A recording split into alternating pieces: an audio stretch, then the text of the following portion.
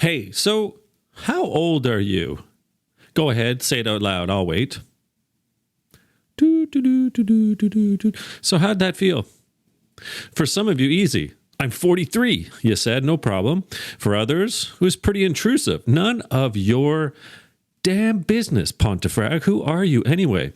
And for at least a few of you, I'd wager a pretty good number.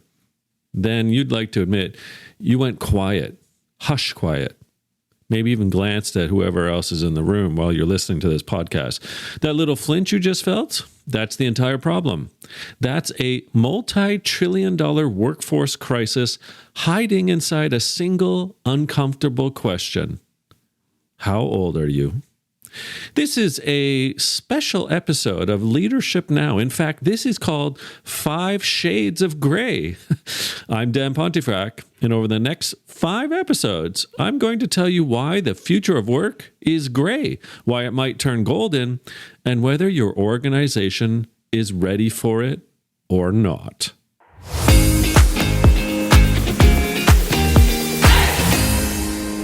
So some quick housekeeping before we get really going. This is part 1 of a 5-part series. There's no guests. There's no interviews. It's just me, a microphone, this one, and the argument I've spent the last 3 years building. If you're a longtime listener of Leadership Now, you know the drill. Usually, I bring on the Daniel Pinks or the Roger Martins or the Liz Wisemans or the Ariana Huffingtons or people you might not even know and then learn from them. Not this time.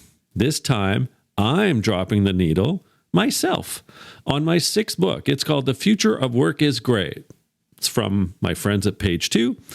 And I want to walk you through the argument myself in 5 tight-ish episodes, each of them roughly 20-25 minutes each. 5 episodes, 5 shades, no weird sexy jokes. Today, the demographic bill comes due. That's episode 1. In episode 2, we're going to tackle the experience conundrum, why the people you most need are the ones you keep walking past. In episode 3, the pressure points of longevity, what happens when living longer collides with working systems built for a much shorter life. Episode 4, age against the machine, ageism. It's the last acceptable bias in the modern workplace, but it's still there. And then we close the loop on episode 5. A little bit of, a yellow golden slumber. Maybe there's some hope at the end of this particular 4-episode pack to get us to episode 5. But today, notwithstanding episode 1, the bill. So the bell that no longer rings, that's how we're going to start things going. For most of human history, the shape of society, well, at least the demographic shape, it looked like a bell. No, if you were to picture a regular church bell, nothing fancy, just wide at the base, kind of solid, broad, brass, maybe metal middle, and then it narrows towards the top. That's been the demographic shape of the working world, I don't know, since sand was invented, maybe dirt. A wide foundation of children, then this sort of robust middle, if you will, of the working age adult population, and then a manageable smaller top of retirees, and then, spoiler alert, people died, and the bell rang on. Ding! Every system you work inside, every single system, HR, finance, whatever, talent, it's designed for that bell. So pension plans, healthcare, talent pipelines, succession planning, even the way we structure schools, colleges, and universities, all of it is built on the assumption that the base of that bell would always be wider than the top. But my friends, that bell, she or he or it is no longer ringing. What we have now, what your organization is actually operating inside, even if your spreadsheets tell you something different, is a light bulb. Now, think of a light bulb. It's very narrow at the base. It's got a kind of constricting middle, and then it's swollen at the top. Just your regular kind of light bulb, nothing big there. So what I'm calling this is a bell-to-bulb demographic shift. And really, I'm not sure anyone's really paying attention to it other than some freakish economics, some academics, some researchers, but on the whole, nope. No one is really paying attention, and it's this bell to bulb is happening faster than anyone really forecasted. So I'm going to give you the numbers. Hold on to these in your head for the rest of this particular first episode, because everything else flows from it.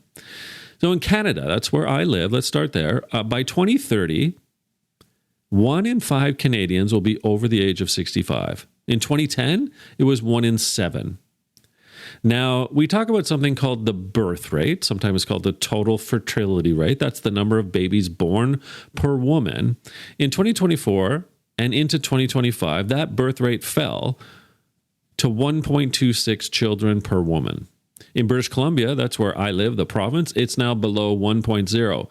And in Victoria, British Columbia, where I actually live, the city, it is 0.85. Now, fun fact, the replacement rate, that's the number of babies that need to be born per woman, just to keep the population at the same level, is 2.1. So overall in Canada, it's 1.26. In the United States, let's go there next. By 2032, Americans age 65 and older will be 8.6% of the workforce, which is a 31% increase from 2022. And now that same group is projected to drive almost 57% of overall labor force growth. And think about it. Older workers are projected to drive most of the growth in the American workforce over the next decade. If we cross the pond, that's the Atlantic Ocean, in Europe, the working age population is projected to decline. That's going down by nearly 10% by 2030. Germany, France, Italy are already short of workers, and the line is only bending one way, and that's not the good way. In the United Kingdom, by 2030, 22% of the entire population, will be 65 or older. And the birth rate sits at 1.6. By the way, the birth rate in America is 1.45-ish. In Japan, let's go there. A third of the population by 2030 will be over 65. A third. Adult diapers in Japan now outsell baby diapers. Yeah, you heard me. Adult diapers outsell baby diapers in Japan. If you ever wanted a single statistic to capture the bulb, well, that might be the one, my friends. How about South Korea? Let's go a little bit west from Japan. That country has held the global record for the lowest birth rate on the planet, sitting at roughly 0.76 children per woman. So not great. Now, before we leave Asia, I want to bring this home to if you live in North America, because whether you're sitting in Toronto or Halifax or Cleveland, thinking demographics is just a Japanese problem, well, it's not. It's actually happening around the world. It's happening in your industry. So let's go to the U.S. The U.S. Census Bureau in 2025 kind of quietly published something called the, quote, Business Dynamic Statistics of Human Capital. Now, that's not exactly going to sell Fun Dips or Coca-Colas. But despite its lack of snappy product name, the data inside it is genuinely pretty stunning. So Martha Stinson and Sean Wag, two Census Bureau economists, took every non-farm employer in America between the years 2006 and 2022, and they asked one question. What share of total employment in each industry sits at firms where at least a quarter of the workers are over the age of 55? So they let that sit for a bit. Then they plotted the answer for 9 sectors across the U.S. economy. Guess what? Every one of those lines moved the same direction. Which way? Up. So let me give you some of the standout numbers from their research. In utilities, in 2006, about 35% of the utility sector employment was at firms where a quarter or more of the workers were 55 years and up. Some 16 years later, in 2022, that number was 80%. 80. So it went from 35% to 80. 8 in 10 utility workers in America are now what we would call at graying firms, perhaps, 55 years and older. How about manufacturing? It went from 14% in 2006 to 50% in 2022. It tripled. How about wholesale trade? It went from 13% to over 40%. Finance and insurance? No, you weren't spared. From 12% to nearly 40%. And it goes on and on and on. Healthcare, social assistance, construction, professional, scientific, technical service, even retail and food services, sectors that really kind of, as you think about it, traditionally skew young, it moved up. It was a little bit, but it still moved up. Doesn't matter where you looked, whatever sector it was, it went the same direction. And through those 16 years, it was a consistent climb of up. So it's not a manufacturing problem. It's not a utility problem. It's actually happening in every corner of this, where we just diagnosed the American economy at once. Now, the Census Bureau even broke it out by state. So if you're listening and you're from Maine, well, you know that the oldest state in the country is your state, Maine. It has a median age of 44.7, has the highest share of employment at, quote, graying firms, 39%. Now, Utah might be the youngest state with a median age of 32. It also has the lowest at 14%. So it's the same country, it's the same year, it's the same economy, wildly different demographic realities, but it kind of depends on where you happen to live and lead. Now, here's the part that no one is really saying out loud. This is the uncomfortable part. The census economist noted in that working paper that these shifts are driven primarily by changes within continuing firms, not by employment shifting between firms. So the translation is this. This isn't about workers moving from one company or organization to another. This is your existing workforce aging right in front of your face. And the replacement pipeline, it's not showing up. This is Beelzebub territory, people. And it's happening in every industry, and it's happening all at the same time. Now, you want some hope? Well, in South Korea, at least, there's a headline that kind of fooled everyone. So in January 2026, South Korea, the country that's held the global record for the lowest birth rate on the planet, saw its monthly fertility rate climb to what? 0.99. Dan, I just thought you said it was 0.76. It was in 2023. And then they looked at the data from the end of 2025 and it got to 0.99. You're like, whoa. Now remember, the replacement rate is what? 2.1. So the papers ran headlines, quote, Korea turns the corner, quote, population crisis eases in Korea, quote, pro-natalist policies finally working in South Korea. Okay, come on. Let's I don't know, have an old fashioned, maybe some water on the face. I'm not sure. Let's kind of dig into what actually happened. That bump from 0.76 to 0.99, well, that came from women born in the early 1990s, one of the last kind of larger birth cohorts in South Korean history. And so what did they do? They entered their peak childbearing years. And so demographers are calling this what? Well, we've done this before. We've seen it. It's called an echo boom. So the translation, it's just a temporary statistical blip. It's like a previous bulge that's moving through the system. And, you know, from 2026 onward, those women are replaced by the much smaller cohort born after 1996 when births already started cratering. So I bring this up for one reason. The single most dangerous thing a leader might do right now is read some hopeful headline like those that we saw in 2026 about South Korea and say, that demographic problem, it's just solving itself. We're good. No big deal, Dano. But that's not the case. The golden time for responding has already passed. And to be clear, I am not a pro-natalist. I'm just here writing a book, doing the research, saying, y'all aren't paying attention to something that's staring right in front of your face. So age debt. I needed a word or phrase, I guess, something sticky that named the kind of basic point that I'm making here about demographics. Now, it's more than just the demographic apocalypse or disruption that I call it. I define age debt as the organizational failure to plan for and value age, resulting in capability loss and a weakened workforce. What is age debt in total? Well, it's the cumulative burden organizations carry as populations age, birth rates plummet, the internal skills gap in your organization widens, there becomes much more multi-generational issues that tend to fester, and economic structures fail to keep pace, whether that's to do with longevity, financial savings, retirement, etc. You could think of this basically as a demographic time bomb. tick, tick, tick, tick, tick, tick, tick, tick, tick. It's a workforce model hollowed out by dwindling younger generations and inflamed by an untapped reservoir of seasoned workers, quote, the grays, the silver economy people, who get sidelined by outdated policies and outright ageism/bias. So the metaphor I keep coming back to, age debt, is kind of like climate crisis.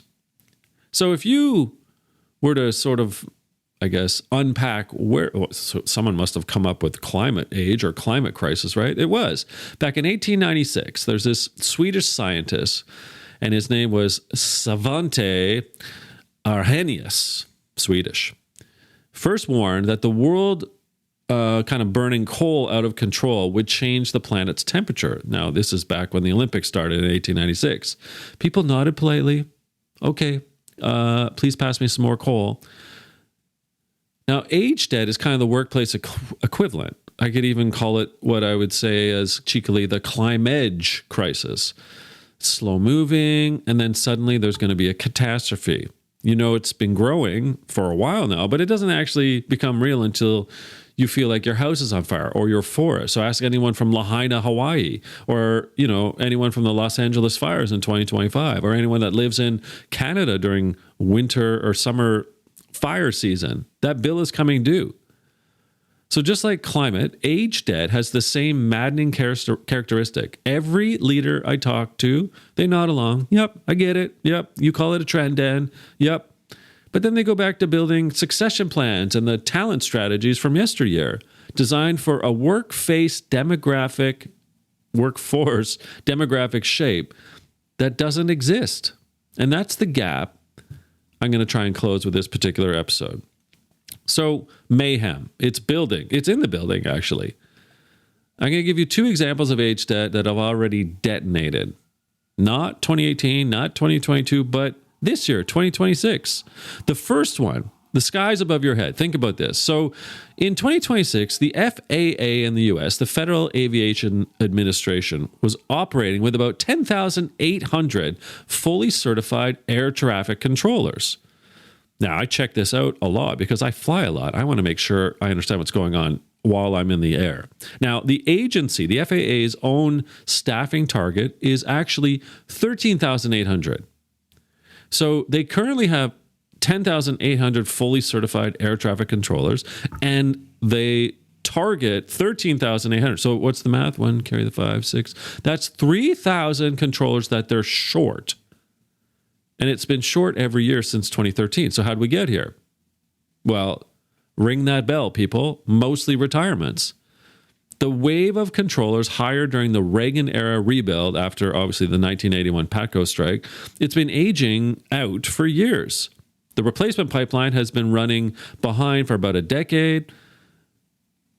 Shutdowns, the pandemic, training academy in Oklahoma City that can only push so many candidates through at a time, and people not really wanting to be an air traffic controller. There's that too.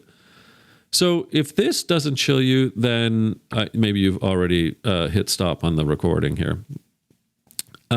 In fiscal year 2023, the FAA did meet its hiring target and still gained a net total of 15 certified controllers. 15. So out of a national workforce that needs 3,000 more, that meant the retirements, right? They're eating into the pipeline faster than that academy can fill it.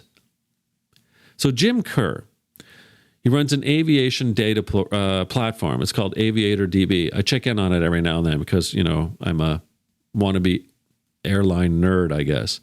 And he called the replacement pipeline mathematically broken. That's right, mathematically broken. Okay, so let's go to another part of America and LaGuardia.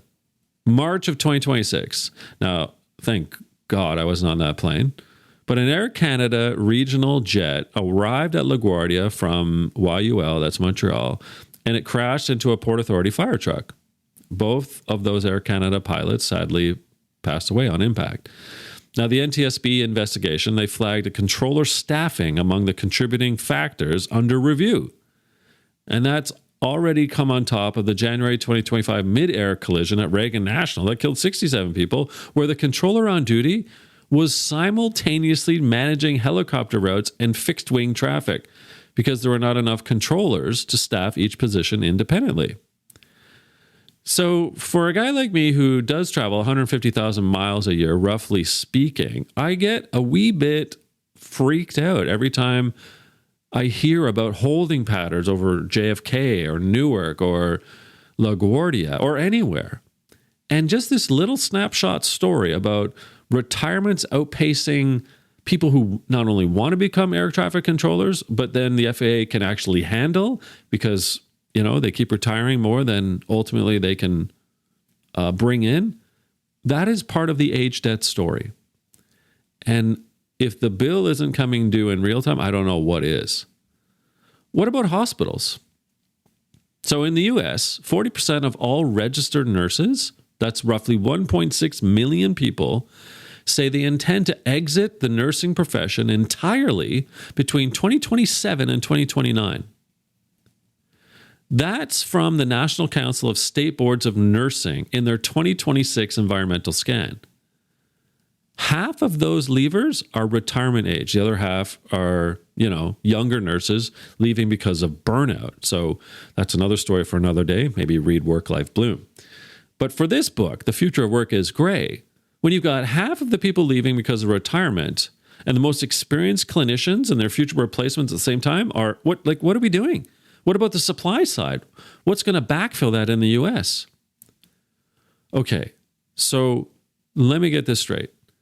If I understand correctly, nursing schools in 2023 and 2024 turned away over 65,000 qualified applicants. Why? Because they didn't have enough faculty to teach them.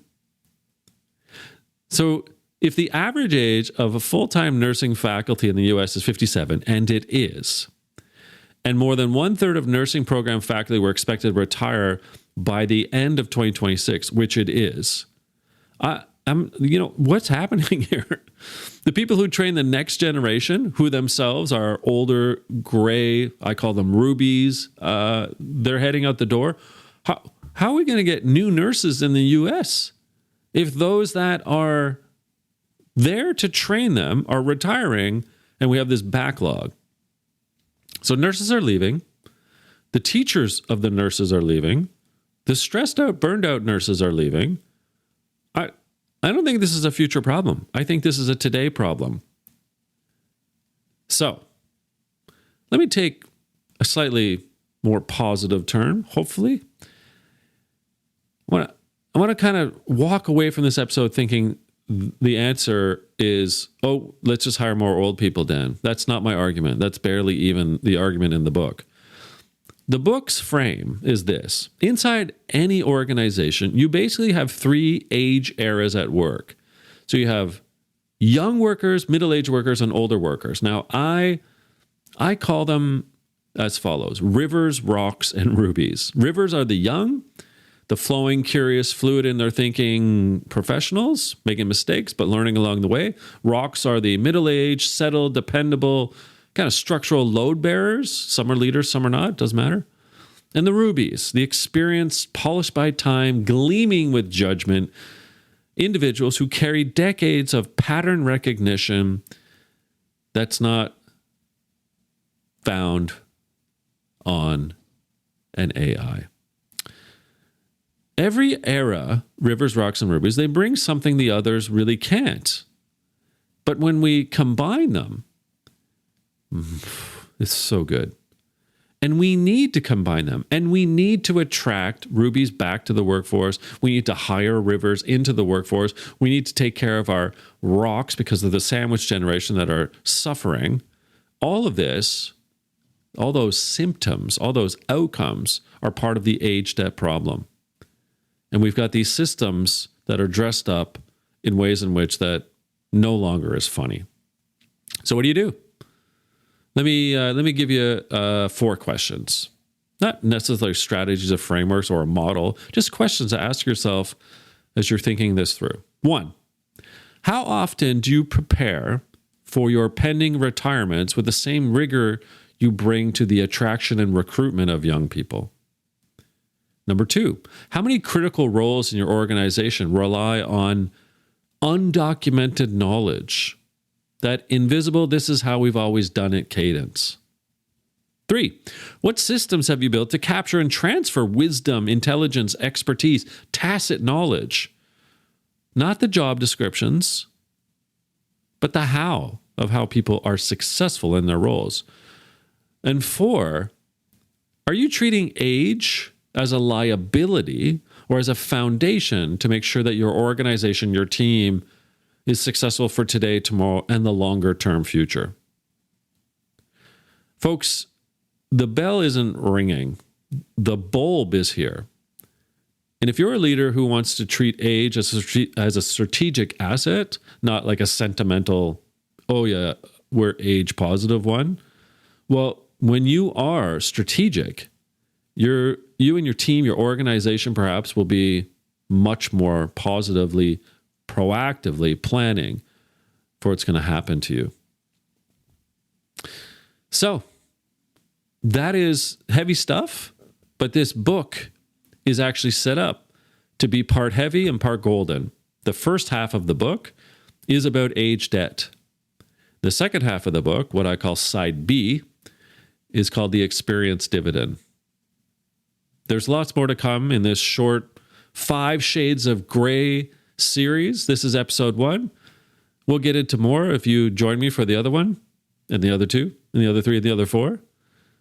But I just want to remind you that my new book, The Future of Work is Gray, The Untapped Value of Age in the Workplace, is available May 5th in North America and June 22nd worldwide. Thanks for listening. If today's episode landed, do me a favor, share it with someone. Maybe a leader or a colleague in your life who's most allergic to thinking about things this way. I'm Dan Pontefract, and remember, the bell is no longer ringing.